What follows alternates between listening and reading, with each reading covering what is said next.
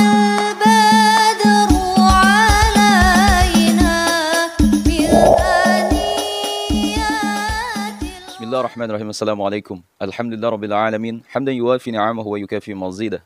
اللهم صل على سيدنا محمد صلاة توسع بها علينا الأرزاق وتحسن بها لنا الأخلاق وعلى آله وصحبه وسلم.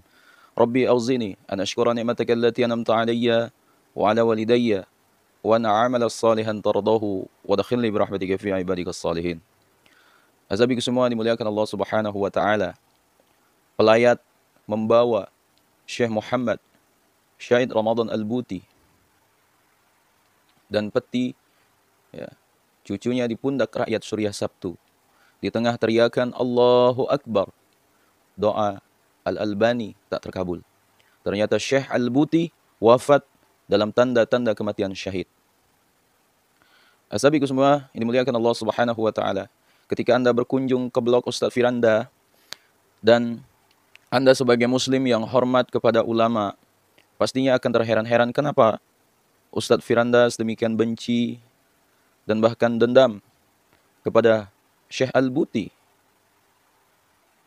Di blognya itu Ustadz Firanda berkata dengan penuh dendam dalam sebuah artikelnya, kehinaan ulama aswaja abad ini Muhammad Syahid Ramadan Al-Buti. Silakan kalian cari, silakan kalian baca apa yang dikatakan oleh Ustadz Firanda di corong najib tersebut. Ya. Adapun Ustadz Firanda mengatakan masih terlalu banyak kesesatan Dr. Muhammad Syahid Ramadan Al-Buti. Akan tetapi cukup inilah yang bisa saya Firanda paparkan agar para pembaca sekalian paham tentang hakikat dari ulama aswaja ini yang sering dijadikan dalil oleh kaum aswaja Indonesia untuk mencela Syekh Al-Albani. Bahkan sebagian orang menyatakan bahwa kesesatan Al-Buti ini adalah buah dari doa Syekh Al-Albani yang dizolimi oleh Al-Buti. Dikatakan lagi oleh Ustadz Firanda, diriwayatkan bahwasanya Syekh Al-Albani pernah berdoa sekitar 45 tahun yang lalu dengan doanya yang ia tujukan kepada Al-Buti. Setelah Al-Buti menuduh beliau dengan tuduhan-tuduhan dusta. Apa doa Syekh Al-Albani?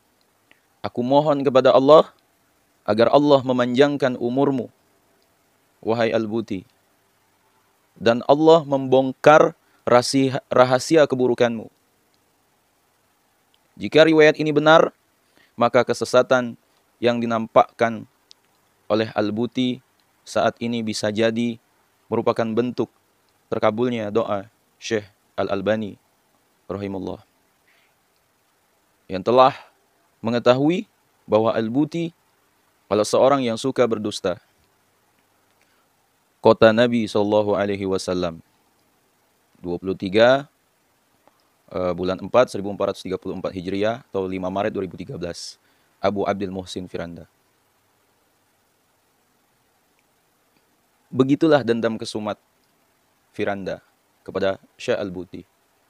Hanya karena Syekh Al-Buti sering mengkritik kekeliruan-kekeliruan Syekh Al-Albani. Wahabi sebagai kaum yang anti kritik karena merasa satu-satunya kaum yang paling benar dan satu-satunya golongan penghuni surga kelak. Maka mereka akan selalu membantah sebisa-bisanya setiap fakta kesalahan-kesalahan yang disodorkan kepada mereka. Bisa jadi mereka selalu punya persepsi terhadap dirinya sendiri.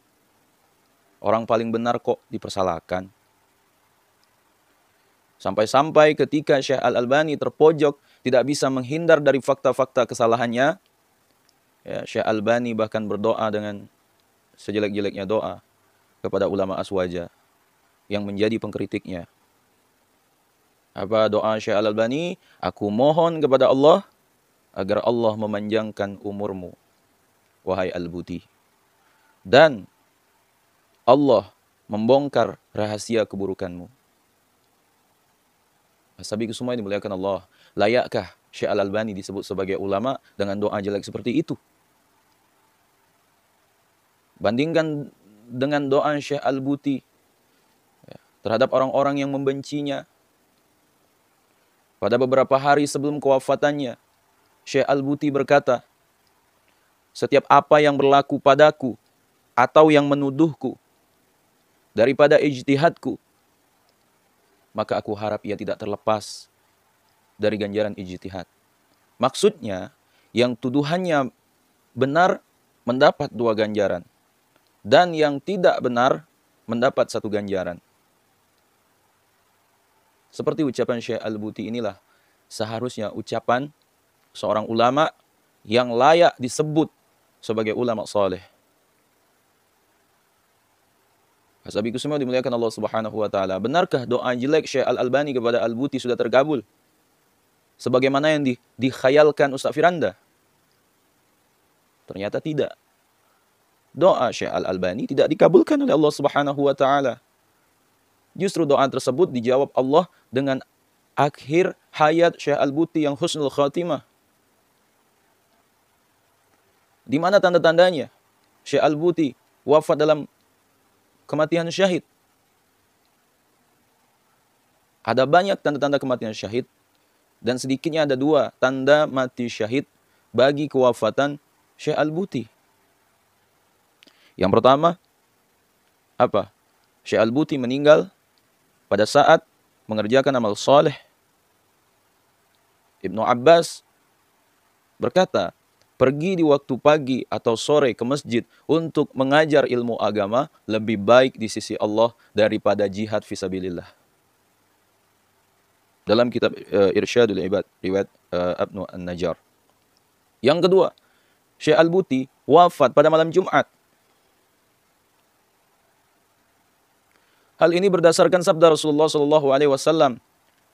Tidaklah seorang muslim yang wafat pada hari Jumat atau pada malam Jumat, kecuali pastilah Allah menghindarkannya dari siksa kubur. Hadis riwayat Imam Ahmad. Ashabiku semua, Al-Habib Ali Al-Jupri, seorang ulama aswaja internasional dari Yaman, mengatakan, aku telah meneleponnya 2 minggu sebelum kewafatannya. Dan beliau, Syekh Dr. Muhammad Syahid Ramadan Al-Buti, berkata pada akhir percakapannya, tidak akan lama umurku, melainkan beberapa hari lagi. Sesungguhnya aku sedang mencium bau surga dari belakangnya. Jangan lupa wahai saudaraku untuk mendoakan aku. Azabiku semua, demikianlah proses kematian, wafatnya khas para ulama aswaja. Kelak di kemudian hari, kematian Syekh Al-Buti akan dicatat sebagai kematian yang indah untuk dikisahkan. Ya, menambah daftar kisah-kisah indah kematian husnul khatimah para ulama aswaja. Yaitu kematian-kematian yang sangat dikenali proses kematiannya. Tanpa teka-teki, tanpa kemisteriusan. Tak perlu dirahasiakan. Sebagaimana proses kematian para ulama Alhamdulillah wa syukurillah. Hazabiku semua, semoga Allah Subhanahu wa taala menerima kematian Syekh Al-Buti sebagai kematian syahid. Amin ya rabbal alamin. Hazabiku semua dimuliakan Allah Subhanahu wa taala. Siapakah Syekh Muhammad Syahid Ramadan Al-Buti?